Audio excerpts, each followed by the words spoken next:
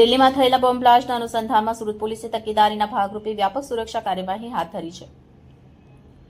શહેરના મુખ્ય railway station વિસ્તારમાં આવેલા હોટલ, ગેસ્ટ હાઉસ અને ડોરમેટરીની સ્પેશિયલ ઓપરેશન ગ્રુપ દ્વારા સઘન ચેકિંગ કરવામાં આવી રહી છે.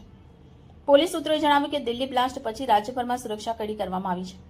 આ સંદર્ભે સંવેદનશીલ અને વ્યસ્ત વિસ્તાર ધરાવતા રેલવે સ્ટેશન વિસ્તાર પર ખાસ ધ્યાન કેન્દ્રિત કરવામાં આવી રહ્યું છે. એસઓજીની ટીમો દ્વારા વિવિધ હોટલ અને અન્ય સ્ટે સુવિધાઓમાં દાખલ થઈ મુસાફરોના દસ્તાવેજ, ઓળખપત્ર અને અન્ય માહિતીની ચકાસણી કરવામાં આવી. આ કાર્યવાહીનો મુખ્ય હેતુ કોઈપણ સંદિગ્ધ અથવા અનિયમિત પ્રવૃત્તિઓમાં સંલગ્ન વ્યક્તિઓની શંકા અનુસાર શોધખોળ કરવાનો છે. પોલીસ અધિકારીઓએ સ્પષ્ટ કર્યું છે કે આ પગલાં પ્રતિરોધક અને સુરક્ષા સુનિશ્ચિત કરવાના હેતુથી ભરવામાં આવી રહ્યા છે. આ ચેકિંગ દરમિયાન સ્થાનિક નાગરિક અને હોટલ સંચાલકોનો સહકાર મેળવવામાં આવી રહ્યો છે.